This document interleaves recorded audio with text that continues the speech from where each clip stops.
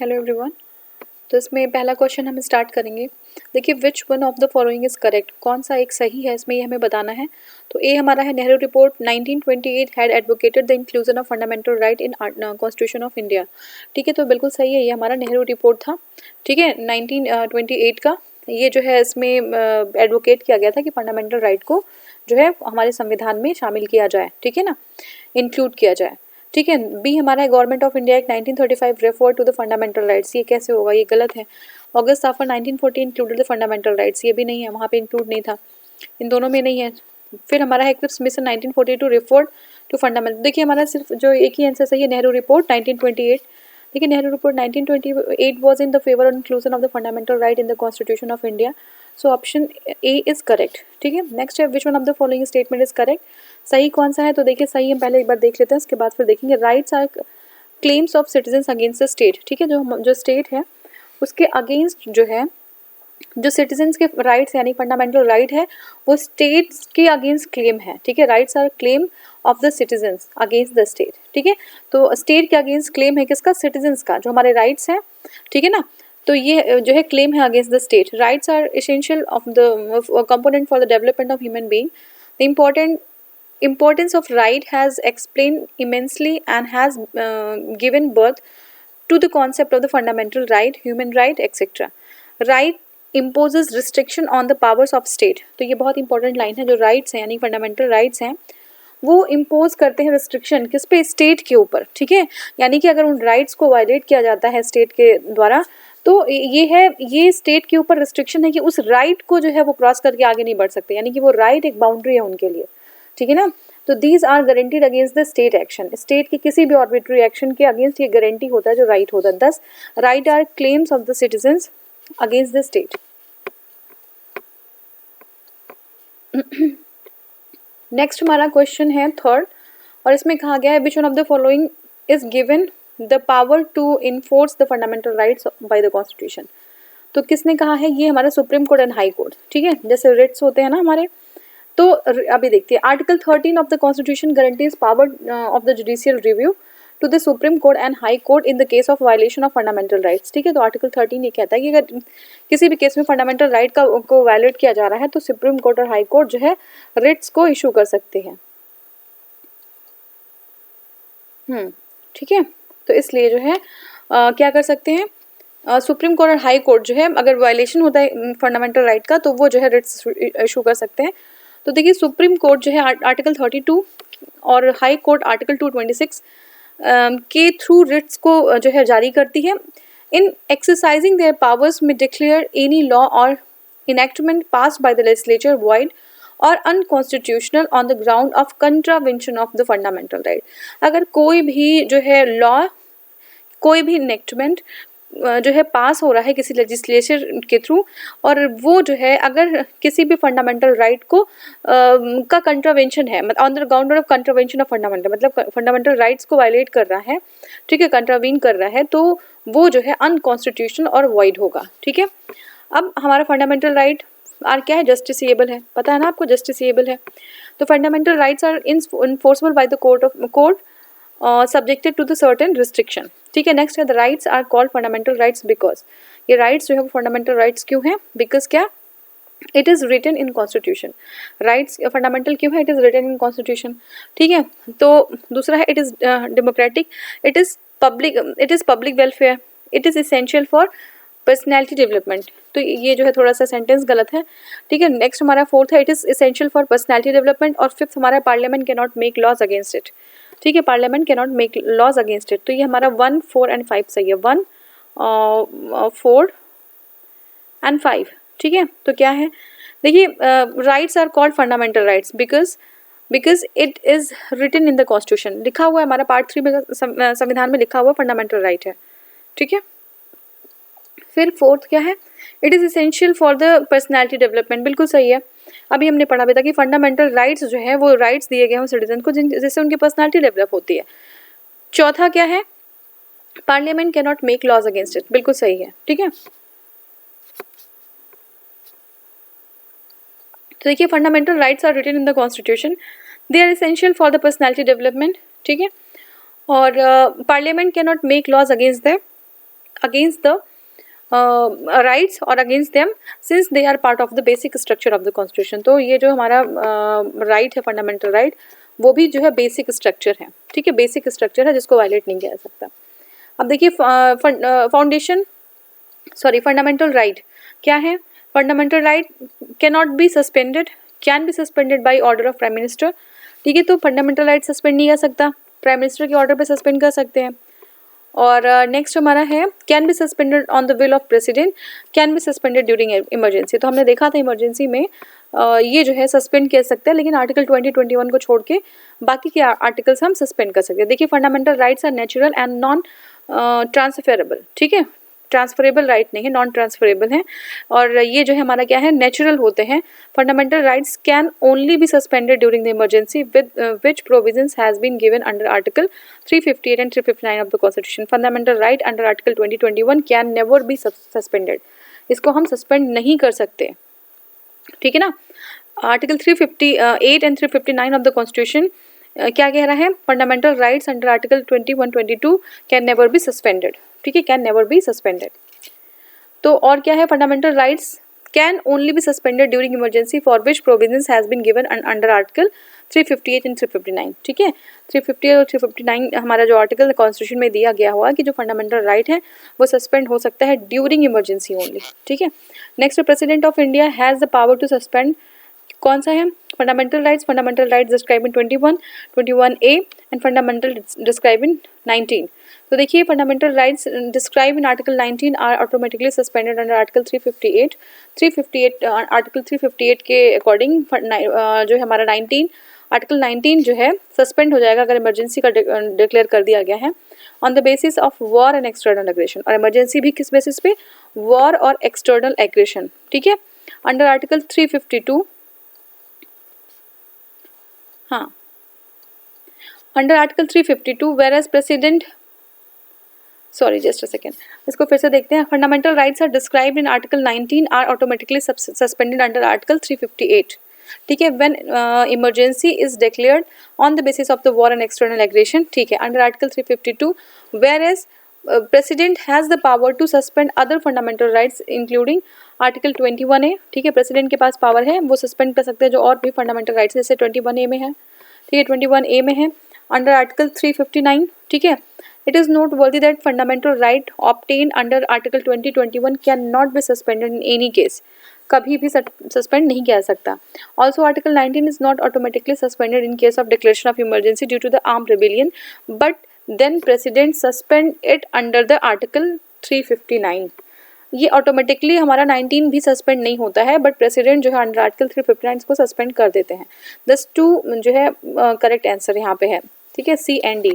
तो देखिए C में क्या है? C में जो है हमारा है फंडामेंटल राइट्स 21A, ये प्रेसिडेंट कर सकते 21A, ठीक है।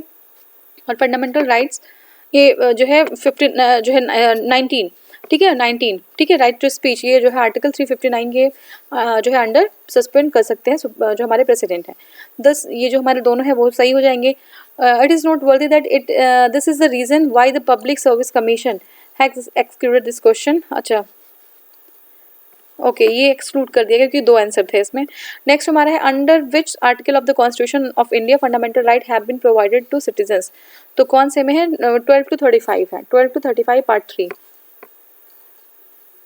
देखिए part 3 12 to 35 of the constitution enumerates 6 fundamental rights which are provided to citizens. Next question, under which of the following articles the Indian constitution guarantees fundamental right to the citizens. कौन से में? ये हमारा article 12 to 35 है, 12 to 35, ठीक है। Description of fundamental right for the Indian citizen is, ठीक है, आर्टिकल 12 to 35। नेक्स्ट हमारा consider the following statement about the fundamental rights in India. They are guarantee against the state action, बिल्कुल सही है। They are enumerated in the part 3 of, ये भी सही है। They ensure social economic and political justice, आप यहाँ पे होल्ड करिए, सोशल इकोनॉमिक पॉलिटिकल जस्टिस है, सोचिए। और नेक्स्ट हमारा है दे आर अनलाइक है, अनलाइक बिल ऑफ राइट। देखिए यहाँ पे देखिए अनलाइक है, इस पर ध्यान रखिएगा, bill of rights of USA।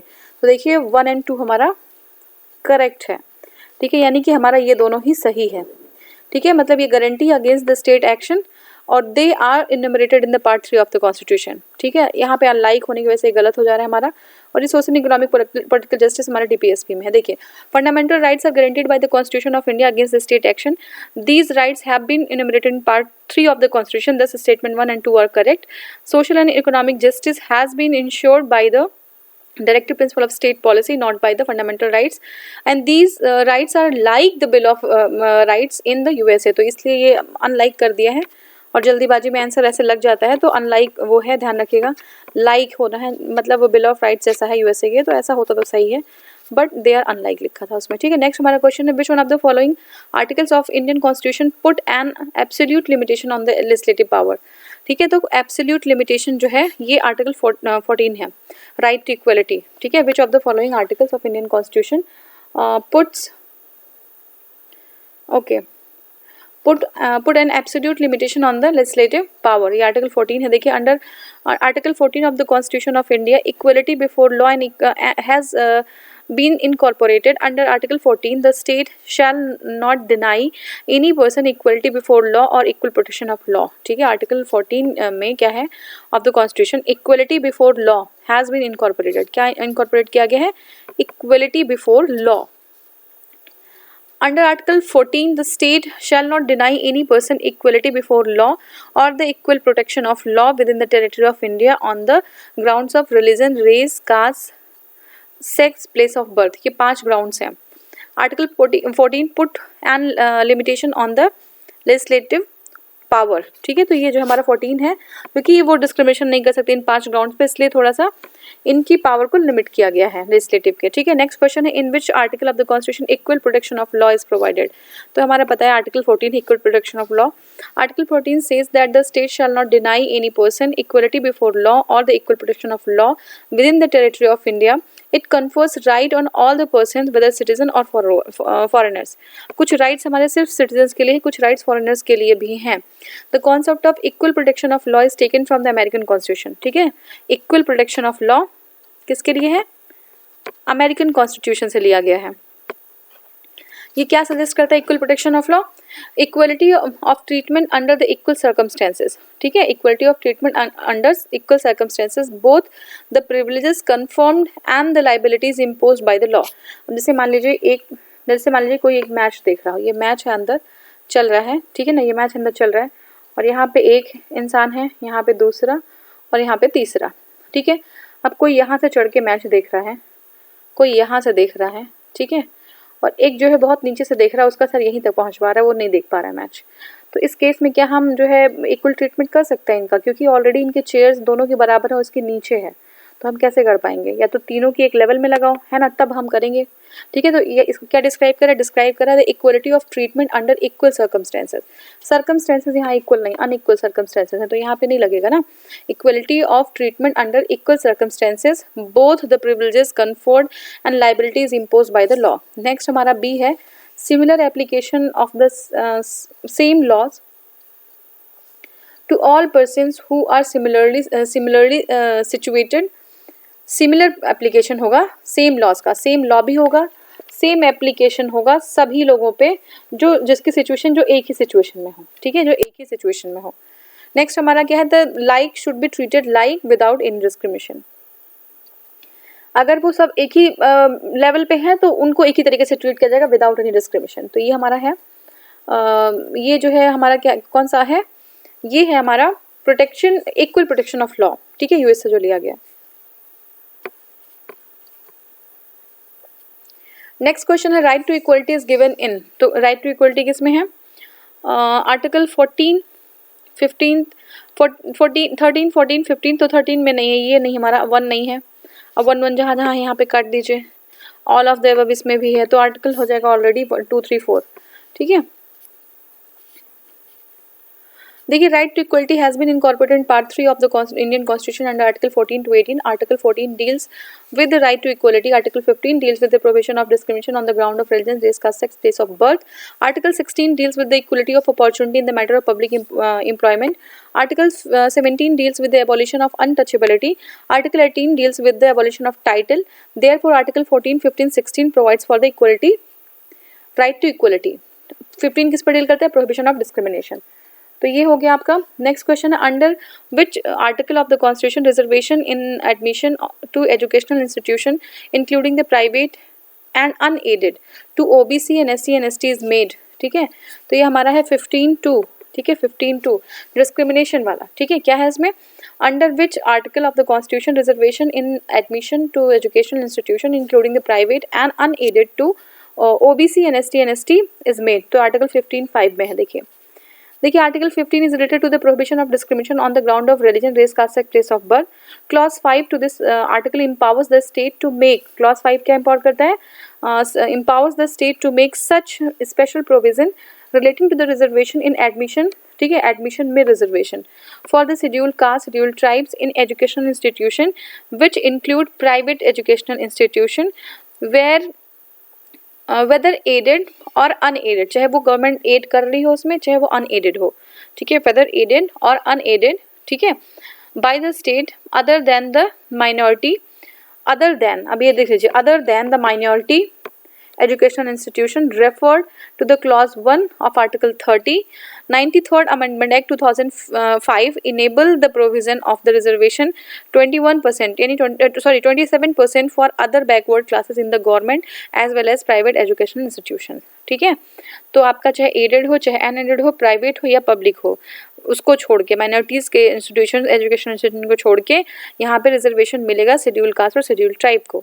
ठीक है, और 93rd अमेंडमेंट एक्ट 2005 के अकॉर्डिंग एक जो है एक प्रोविज़न उसके थ्रू डाला गया है, reservation of 27% for other backward classes. ठीक है, अदर बैकवर्ड जो क्लासेस हैं ओबीसीज, उनके लिए भी जो है 27% reservation as well as in the private government और प्राइवेट स्कूल्स दोनों में ही। ठीक है, अब हमारा 16 है, the state can treat unequal differently, state can treat unequal differently with the objective of creating a level playing field in the social, economic and political sphere.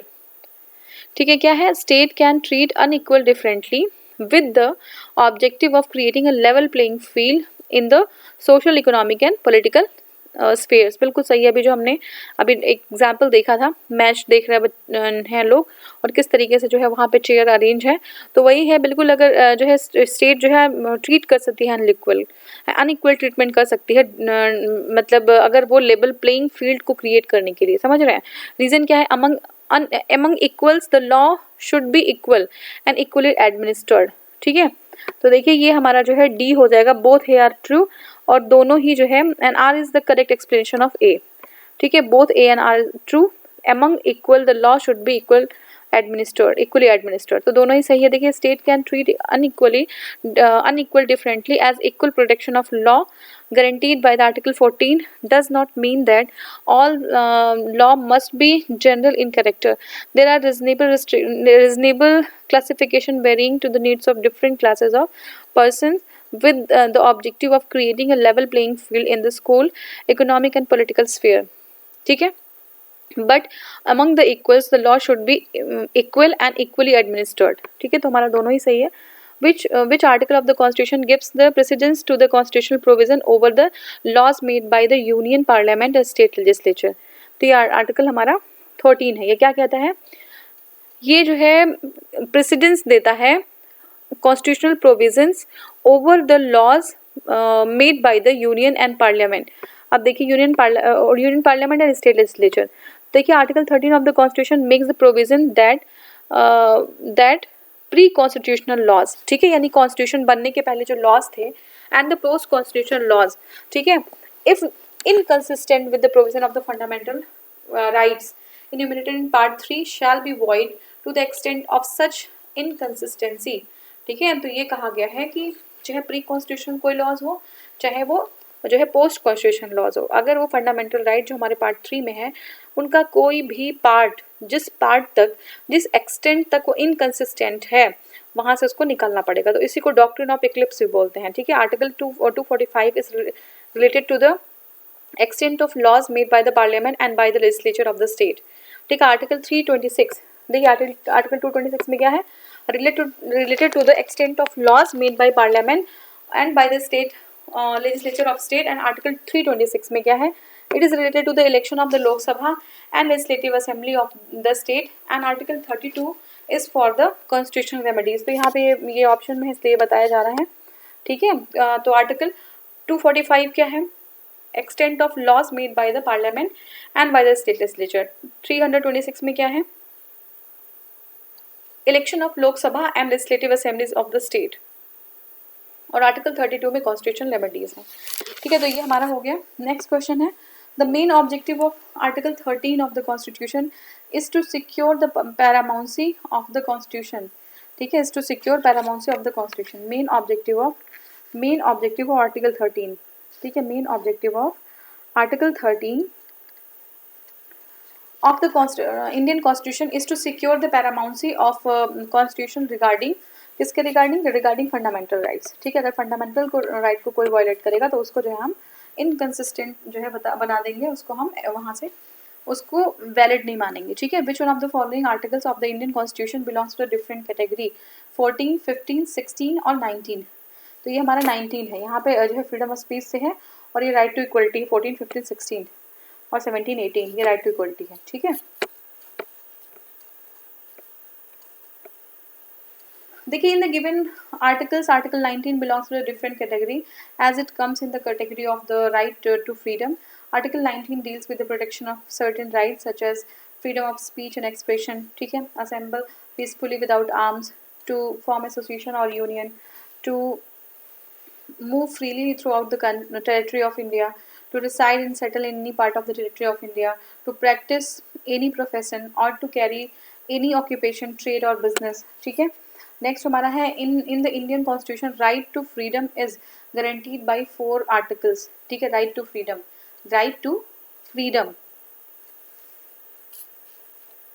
ये हमारा है 19 to 22, 19, 20, 21, 22 ये 4 आर्टिकल्स हमारे हैं राइट टू फ्रीडम से, ठीक है।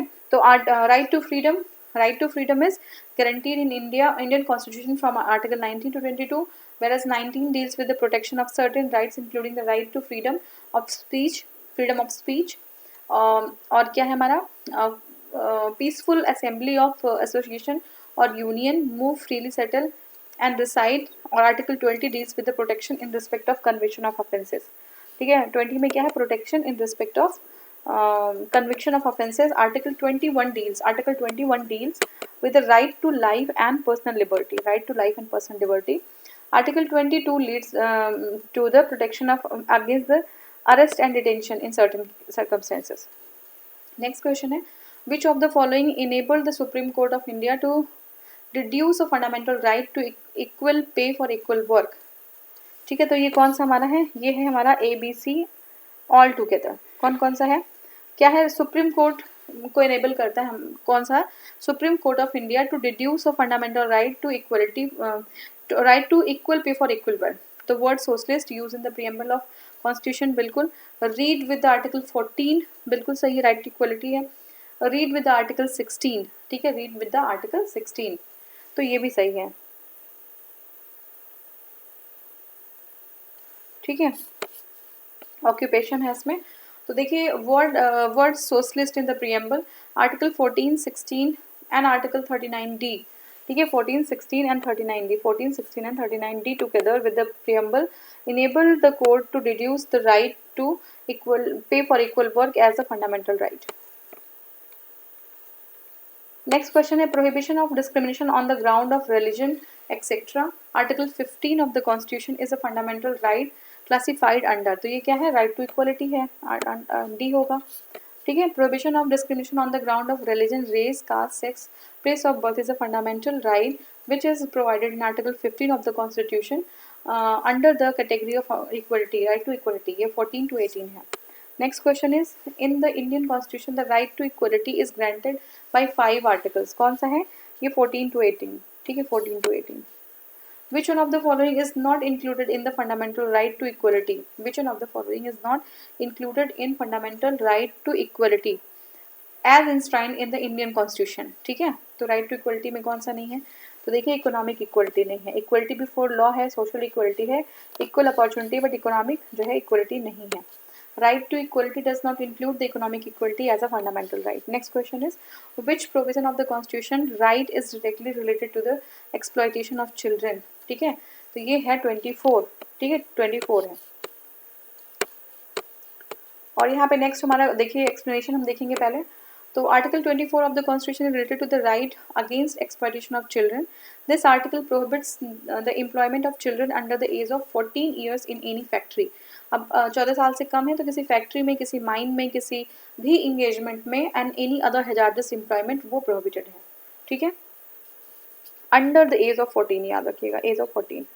Next है which article of the constitution is related to the fundamental right against the exploitation of the children, ठीक है, तो ये हमारा है 24, ठीक है। अब नेक्स्ट क्वेश्चन क्या है? नेक्स्ट क्वेश्चन हमारा है which one of the following article of constitution deals with the fundamental हाँ, तो देखिए which one of the following articles of constitution deals with the fundamental rights related to the exploitation of children, ठीक है, तो कौन सा है? ये हमारा 24 है, ठीक है 24 है। तो देखिए which one of the following articles of the constitution deals with the fundamental rights related to the exploitation of children, तो सेम क्वेश्चन है। देखिए नेक्स्ट क्वेश्चन है हमारा which article under the fundamental rights is directly related to the exploitation of children, तो यही same है 24 है, ठीक है। Which article of the Indian constitution prohibits the employment of children in factories, जो है थोड़ा सा वर्ड इधर उधर चेंज कर रहा है, सेंटेंसेस चेंज कर रहा है, लेकिन चिल्ड्रन की बात कर रहा है कि जो है हम कहाँ पे प्रोहिबिट करेंगे, तो आर्टिकल 24 के अंदर प्रोहिबिट करेंगे अगर चिल्ड्रन जो बच्चा है वो 14 ईयर से कम है, ठीक है। अब नेक्स्ट हमारा child rights are protected in article, कौन से में है? आर्टिकल 24, ठीक है 24 ऑफ ICCPR, ठीक है। अब देखिए 24 ऑफ द ICCPR मतलब international convention of civil and political rights protects child rights, ठीक है, जो प्रोटेक्ट्स चाइल्ड राइट्स, तो ये इसमें भी आर्टिकल 24 ही है ICCPR में, और हमारा भी आर्टिकल 24 ही है, ठीक है, मतलब 4 नहीं है 24 मैंने बोला उसको। तो नेक्स्ट हमारा है क्वेश्चन है eradication of all types of social discrimination comes under which generation of human rights, ठीक है, eradication of all types of social discrimination comes under which generation of human rights, कौन सा जनरेशन है वो second generation का है, देखिए eradication of all types of social discrimination comes under the second generation of human rights.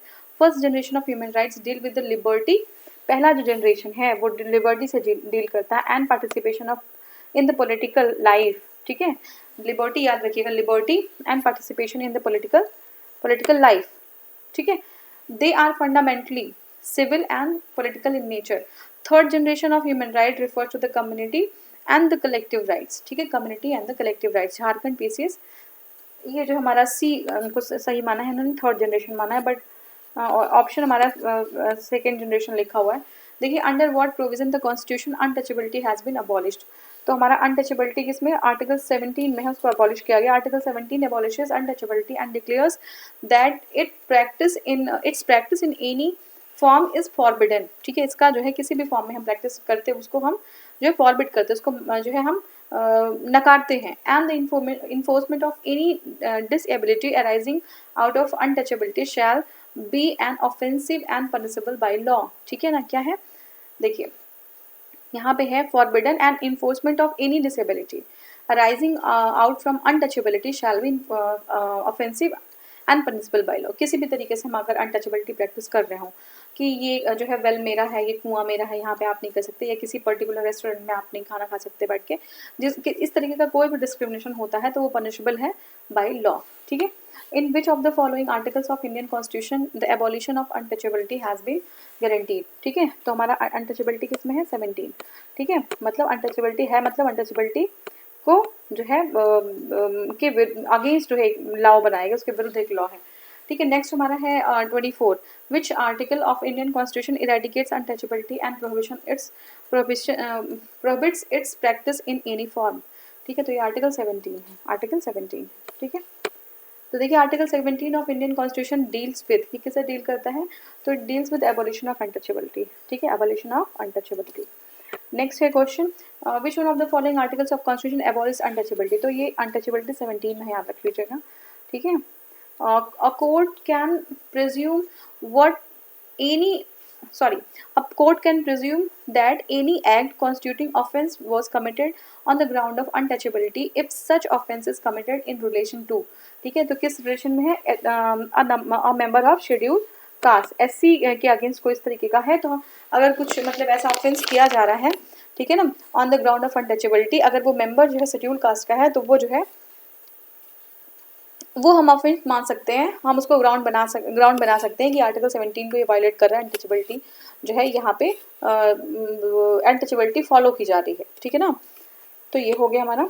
देखिए under section 12 of the civil right protection act 1955, under section 12 of the civil rights protection 1955, the country may presume that any act constituting offense was done on the ground of the untouchability if such offense is committed in relation to the member of scheduled caste, ठीक है। अब देखिए next हमारा है prohibition and abolition of untouchability may be achieved by, तो कैसे achieve कर सकते हैं इसको हम, making loss, improving education, public awareness and providing jobs and services.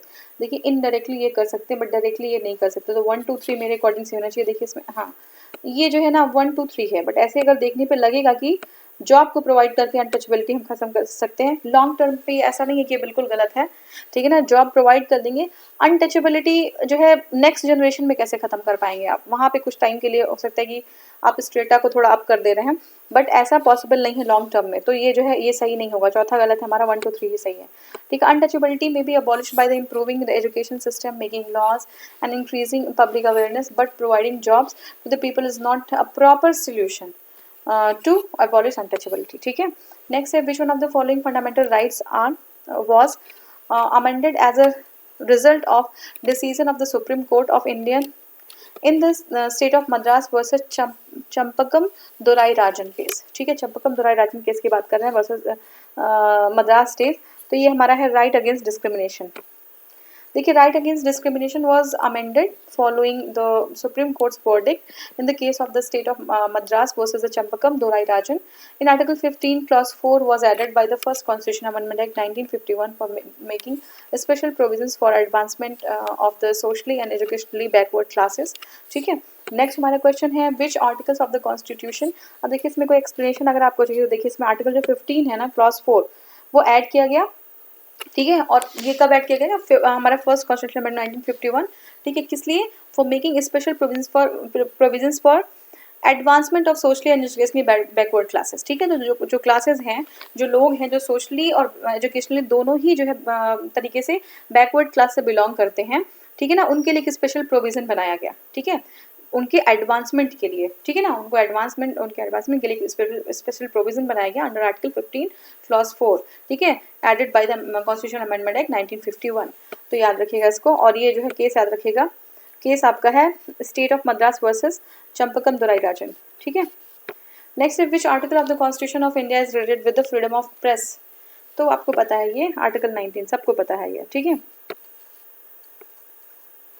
देखिए in the Indian constitution freedom of press is not given directly but supreme court held that right to freedom of speech and expression, article 19 includes the right to freedom of press, ठीक है।